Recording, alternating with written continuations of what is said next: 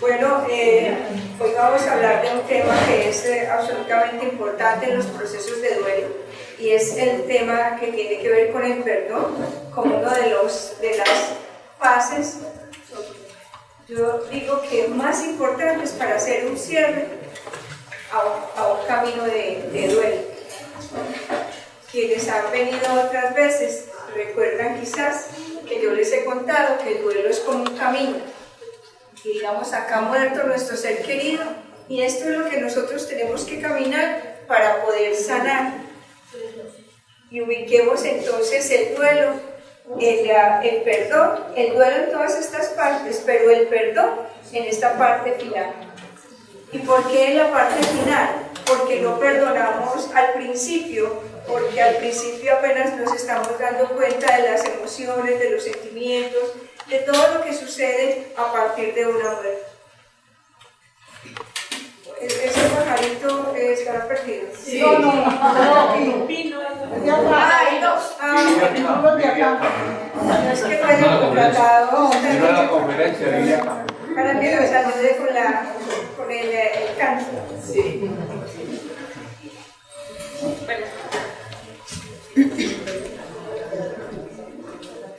Y entonces, ¿por qué ubicar esta acá? Porque cuando le vamos a hacer el cierre a un trabajo de duelo, hay dos tareas fundamentales para hacer el cierre.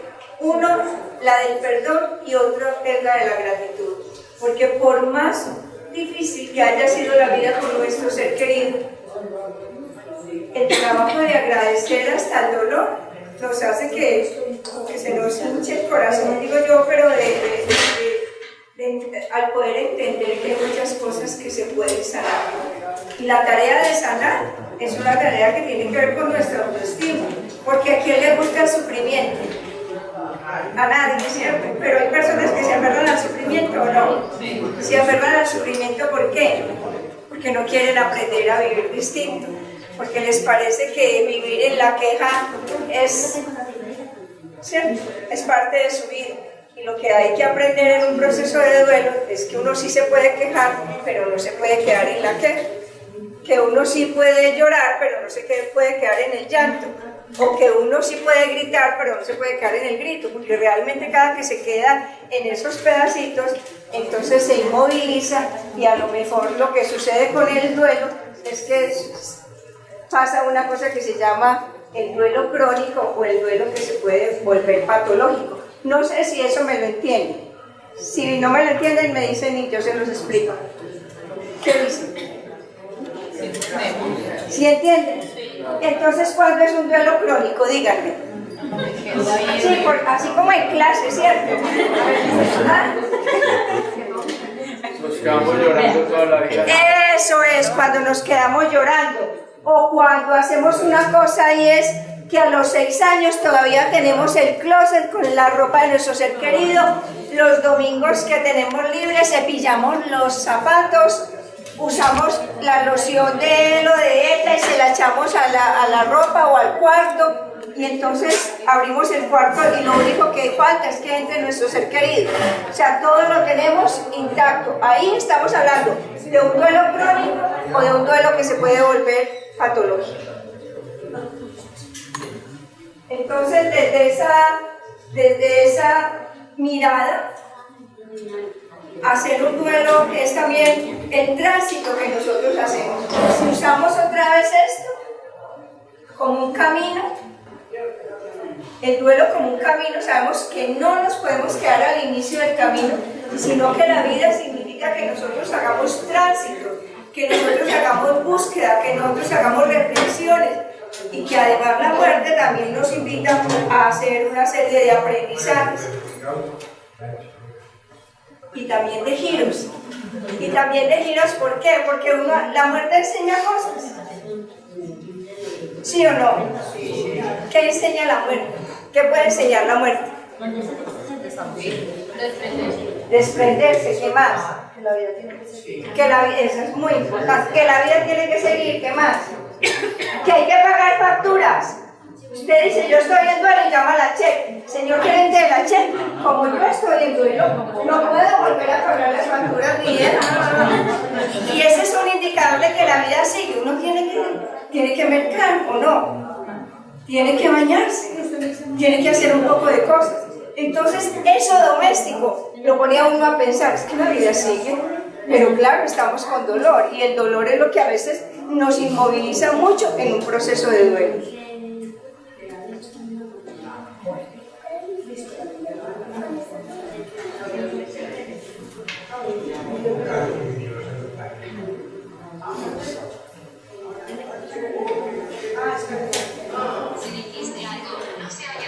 Voy a poner aquí, hoy hay que llenarse de paciencia.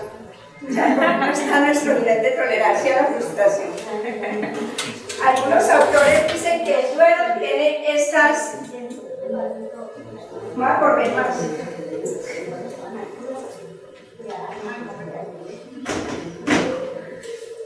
Estas tareas que uno a veces pasa. La primera, digo por unas fases, la primera fase se llama la fase de la negación. La segunda fase se llama la fase de la ira.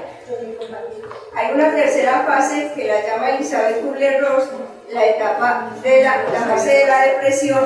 Hay otra que la llama la fase de la negociación o el trueque, y la otra la llama ella la etapa de la aceptación. Si alguien no entiende esto, me lo dice.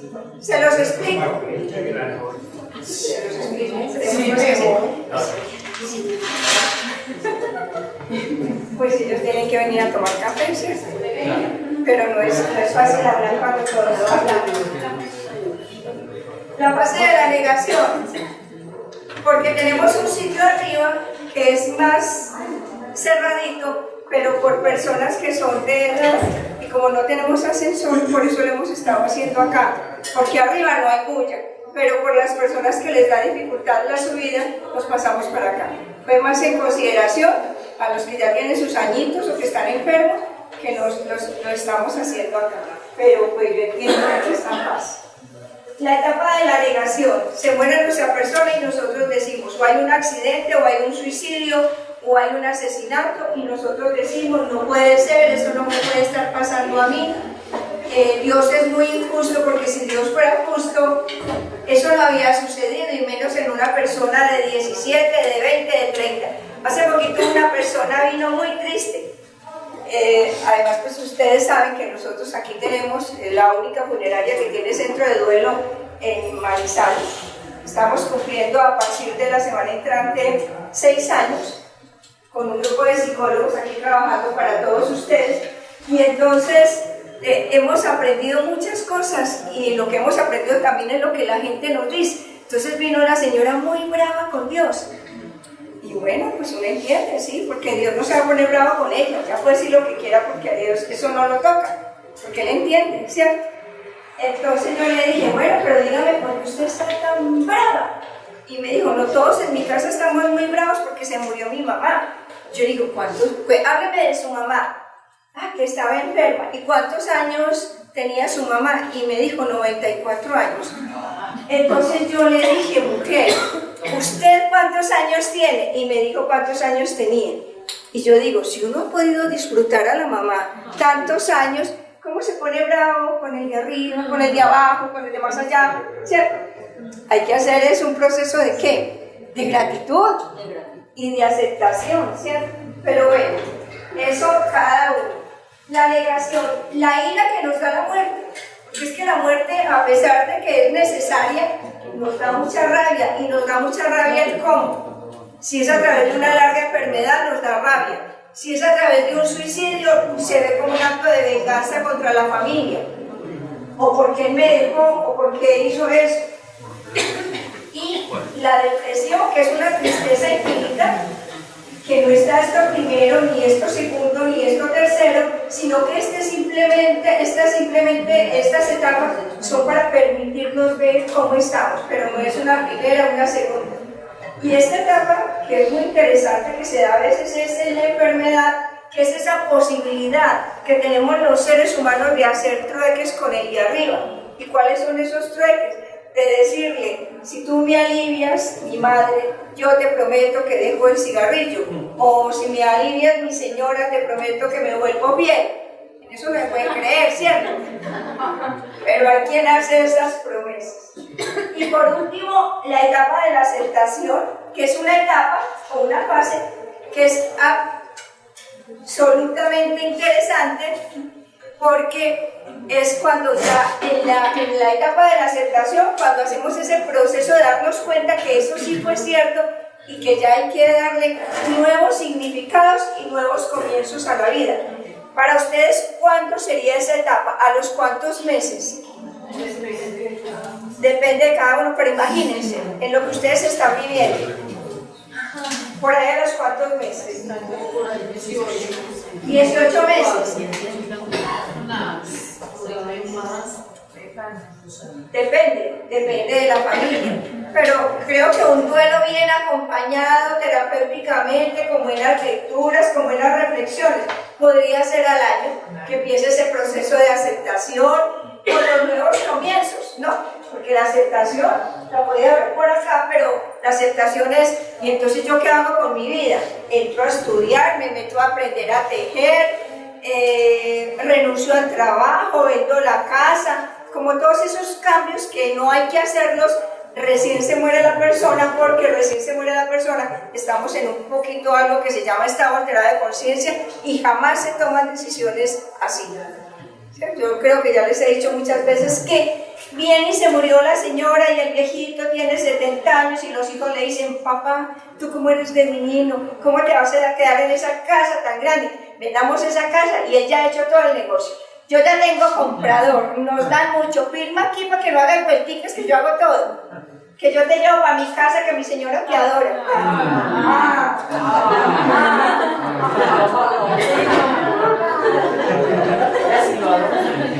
Y entonces se queda sin nuera, sin hijos, sin casa, sin nada.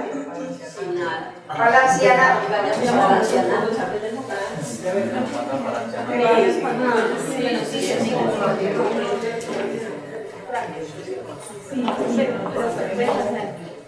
Bueno, tuvimos entonces 5 etapas, que son las etapas de las cuales habla una médica psiquiatra que se llama Elizabeth.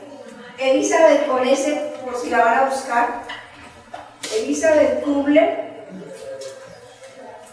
que digo yo que esta fue mi primera maestra en duelo. Yo nunca la conocí, pero para mí ha sido muy importante estudiar los libros de ella.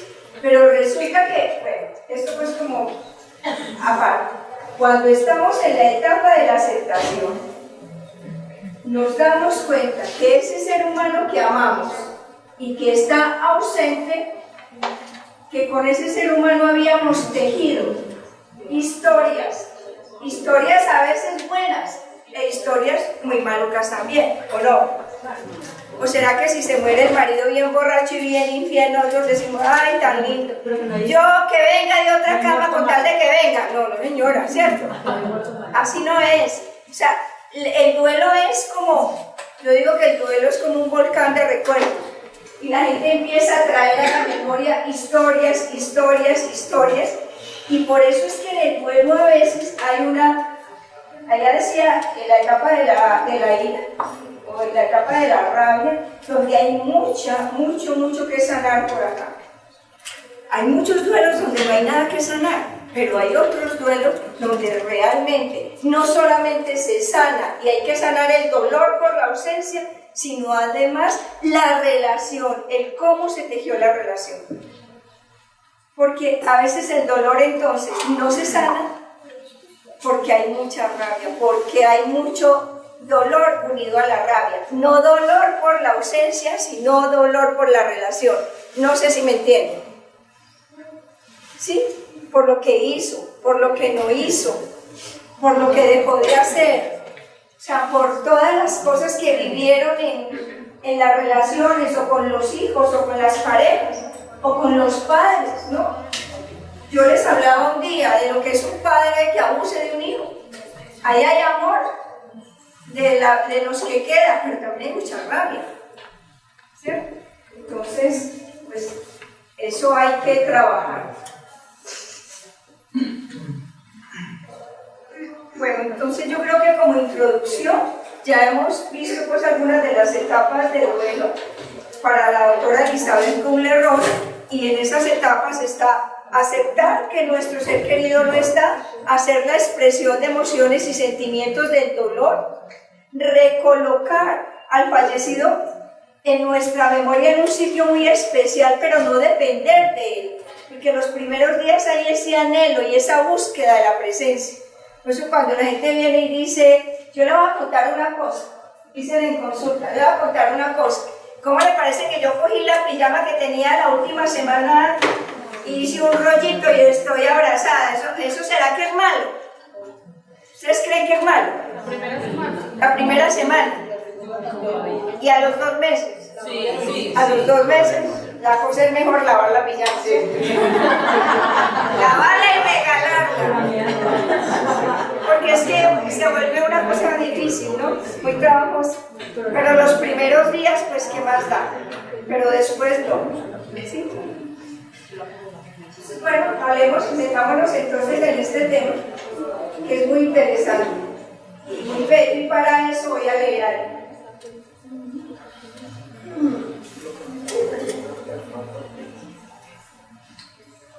Una hojita que ya está más arrugada del día, pero bueno. Dice así: una vez un hombre calumnió grandemente a un amigo suyo, todo por la envidia que le tenía al ver el éxito que éste había alcanzado. Tiempo después se arrepintió de la ruina que trajo con sus calumnias a ese amigo, y visitó a un hombre muy sabio que le dijo: quiero arreglar todo el mal que hice a mi amigo, ¿cómo puedo hacerlo? El hombre respondió: toma un saco lleno de plumas ligeras y pequeñas y suelta una en cada lugar donde vayas. El hombre, muy contento por aquello tan fácil, tomó el saco lleno de plumas y al cabo de un día las había soltado todas. Volvió donde el sabio y le dijo: ya he terminado. El sabio contestó: esa es la parte más fácil. Ahora debes volver a llenar el saco con las mismas plumas que soltaste. Sal a la calle y búscalas. El hombre se sintió muy triste, pues sabía lo que eso significaba y no pudo juntar casi ninguna. Al volver, el hombre sabio le dijo: así como no pudiste juntar de nuevo las plumas que volaron con el viento, asimismo el mal que hiciste voló de boca en boca, y el daño ya está hecho, por lo cual el perdón es lo único que hará que tu saco se llene de plumas nuevamente. Bonito, ¿cierto? Sí. Muy bonito. Sí, a veces en las casas uno cree que como está metido en la casa, cuando llega a las 7 de la noche ahí no pasa nada, que ahí es el sitio de confianza de uno, es el refugio, es donde uno más se siente como seguro, protegido, cuidado, pero no hay tal. Debajo de ese techo ocurren problemas de pareja, ocurren problemas con los hermanos, ocurren problemas con los hijos, hay violencia intrafamiliar, hay abuso sexual, hay muchas cosas. Entonces, cuando uno trabaja duelo, la gente empieza a contar esto, y uno dice: pues pucha, aquí no hay que sanar un duelo, aquí hay que sanar una historia. Una historia. Por eso el duelo no es solamente la ausencia y nada más, sino lo que se tejió desde antes. Sanar eso desde antes. Y eso tiene mucho de grande, ¿no? O sea, eso no es tan fácil. ¿Me hago entender? ¿Cierto? Bueno.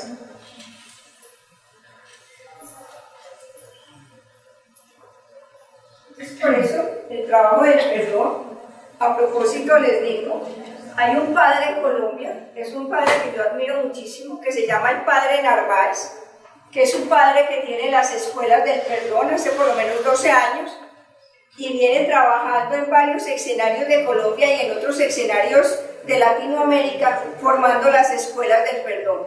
Pero yo aquí voy a hablar del perdón, no desde lo religioso, porque supongo que de eso ustedes sí saben mucho. Yo aquí hablo desde del perdón, desde el autocuidado emocional, como psicóloga que soy, no quiere decir que lo de Dios no sea importante, pero para mí como psicóloga, ¿qué me interesa en una persona que está en duelo? Que salen las emociones y los sentimientos que le están causando perturbación. ¿Sí me entienden eso? ¿Y qué perturba?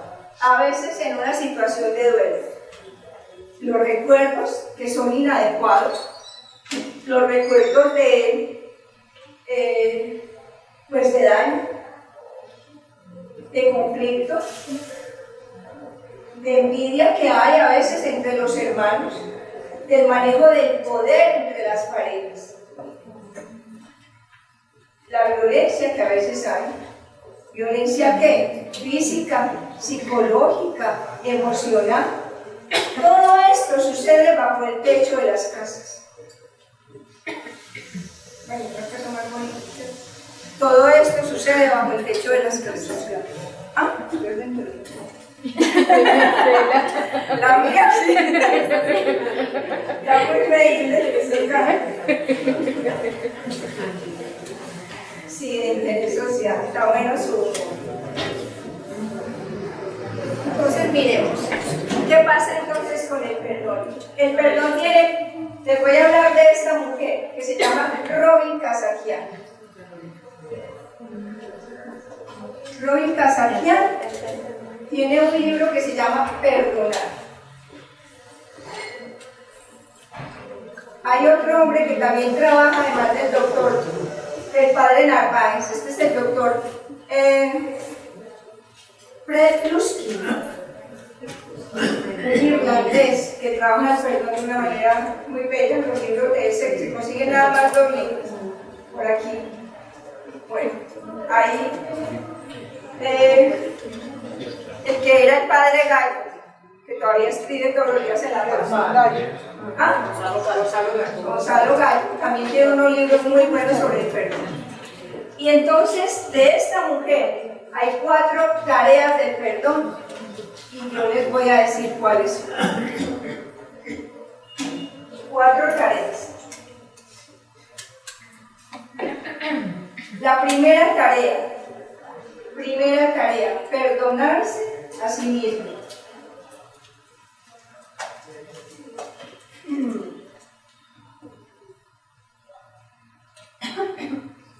Y entonces, en esos espacios del perdón hacia sí mismo, cada uno puede decir, ¿qué me perdono? Voy a poner aquí ejemplo. ¿Qué me perdono? El lenguaje, las palabras con las que a veces herimos a los otros, las palabras hirientes, los gestos de indiferencia, la exclusión. En las casas se excluyen a veces unos a otros, la exclusión, el daño físico, el daño emocional. O sea, cuando yo me pongo aquí, me perdono a mí mismo, es que debo. Esto no se lo dice uno a los otros, hace una lista. ¿Yo qué me tengo que perdonar? ¿Qué es? El orgullo. Hay unos orgullos pues que francamente hay gente que dice, no, el orgullo no me deja a mí hacer eso. Y ahí en ese sentido es interesante hablar de un verbo que es muy importante en la vida de los seres humanos. Y es el verbo ceder. Hay gente que no cede nada. Es bueno que lo piensen. ¿Me entienden aquí cierto? Y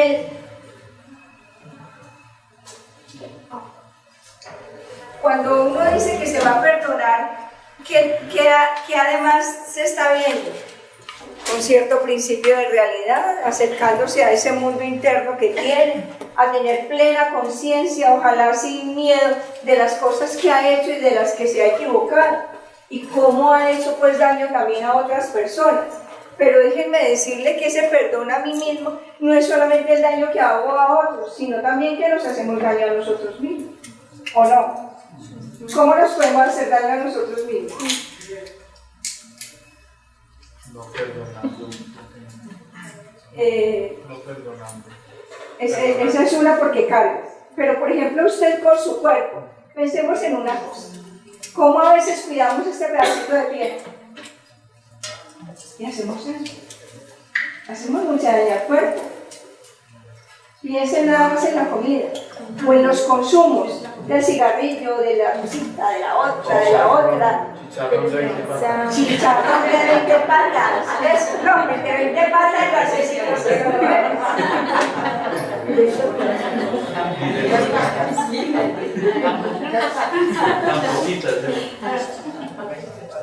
Sí. El perdón a sí mismo es un trabajo de autoestima. ¿Por qué de autoestima? Porque a veces consideramos que la autoestima no es sino lo que tiene que ver con la apariencia física. Y resulta que el trabajo del perdón, desde el autocuidado emocional, es un trabajo, llamémoslo así, como una cirugía emocional, es de adentro hacia afuera, ¿cierto? ¿Cómo estoy yo? Y eso tiene que ver con mi autoestima. La segunda tarea del perdón es, voy donde el otro o la otra y le pido perdón. ¿De qué habría que pedir perdón? También de las otras cosas que he hecho. ¿Cómo le he hecho daño? O a la mamá, o al marido, o a la hermana, o a los compañeros de trabajo, ¿cierto? Entonces, pedir perdón. Esta es muy difícil, ¿o no? Mucho. ¿Por qué? Porque está el ego ahí diciendo, no, pero usted no, que va a ceder, no haga eso, ¿cierto? ¿Cómo va a ir? No se humille. La gente usa mucho la palabra humillación. Y a mí me encanta una cosa. Cuando yo voy donde el otro y le pido perdón, hago una tarea muy hermosa de humildad. Y entonces, la humildad no es perder el poder personal que yo tengo como ser humano, sino hacer toda esa tarea tan maravillosa de tener empatía con el otro y ser capaz de entender que yo me equivoqué y que yo he sido artífice del dolor de otras personas. Pónganse la mano en el corazón y piensen, ¿a cuántas personas le han hecho ustedes daño? No es pues para quedarse en la mano, no. No, pero piénsenlo, ¿cierto? Seguramente que a muchas. Y nos quedamos frescos de la vida. Entonces yo voy y le digo a ella, ay, ¿cómo le parece que es tan mala trabajadora? Y ella va y le cuenta a ella, porque yo le digo un secreto, pero no hay secretos, porque esta mañana, a las 8 de la mañana, dice, ¿cómo le parece? Y ese secreto se vuelve. Sí. Y entonces, esta mujer, que seguramente es maravillosa en su trabajo, en 2 horas tiene la peor fama. ¿Quién hizo el daño? La primera que abrió la boca. Y eso se da así cantidades.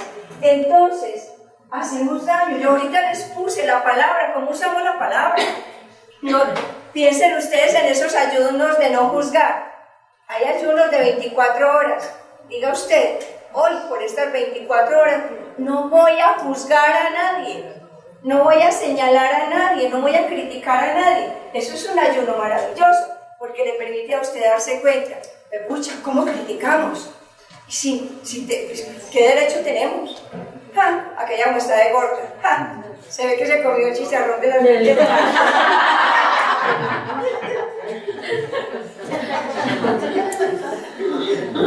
Entonces, si esta es una tarea de autoestima, esta es una tarea de humildad. Y la otra, perdono a otros.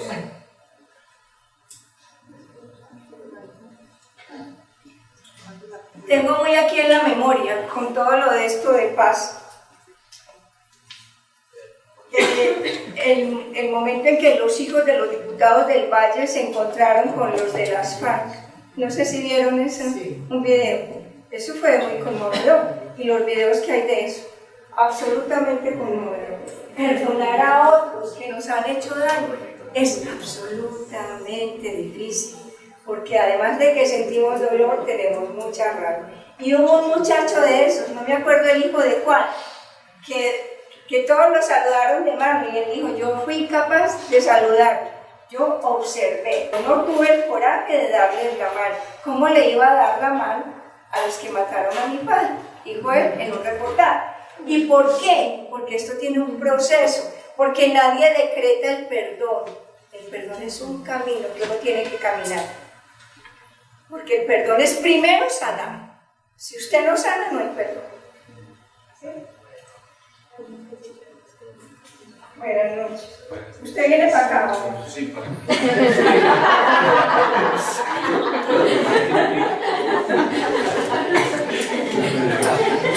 Ahí estábamos hablando. Muchas gracias. También es tráfico. Eso es la que venía para una conferencia de vuelo. Hasta aquí entendido. ¿Cierto? Entonces, esta es una tarea de que si la de aquí se llama humildad, esta como la ven. Les voy a poner el valor más grande que hay. El valor de la compasión. La compasión es un techo y debajo caben muchos valores. Pero la compasión, esa tan bella como habla el libro tibetano de la vida y de la muerte.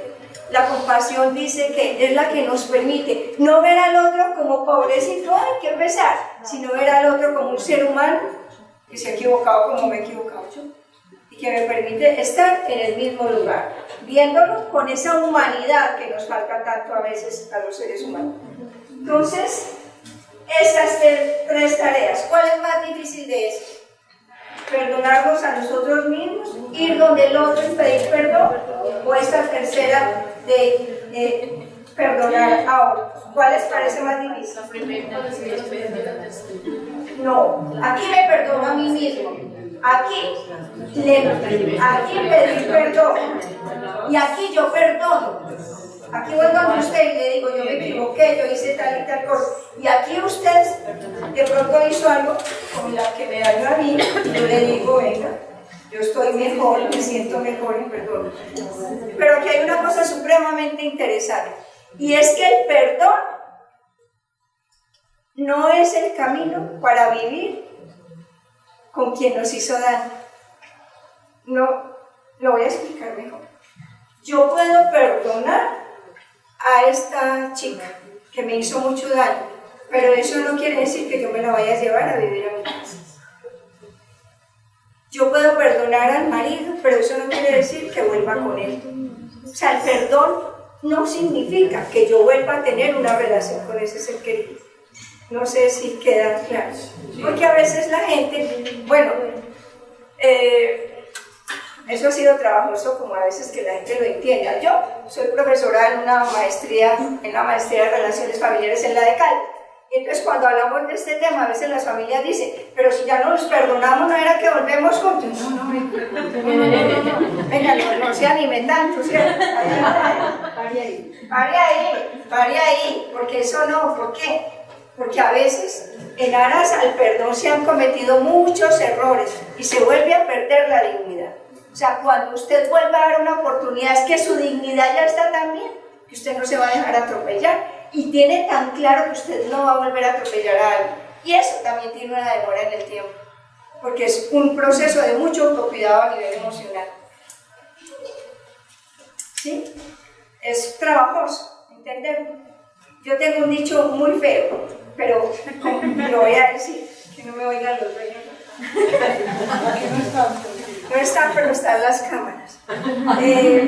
Y como yo trabajé tantos años con niños abandonados en el Centro de Recepción de Menores, 26 años, niños abandonados. Y entonces peleaban con los maridos y volvían y se arreglaban, peleaban, y cada que arreglaban, volvían a quedar en embarazo. Y a dejarlos, y a tenerlos de cualquier manera, porque no era quererlos, sino volver por volver. Y yo decía, pero ¿cómo es posible que uno pelea con el marido, le manda un pollo frisbee y después está lista para la cama? No se puede, ¿cierto? Así no es la vida. Es decir, quiero que miren que es que uno no puede estar perdiendo la dignidad. Y lo hablan en el sentido de la mujer, pero también el hombre pierde a veces la dignidad. O sea, no es solamente la mujer. Y los hijos también a veces con los padres, y los padres con los hijos. Creo que han visto ustedes cómo se ha elevado el número de padres abandonados.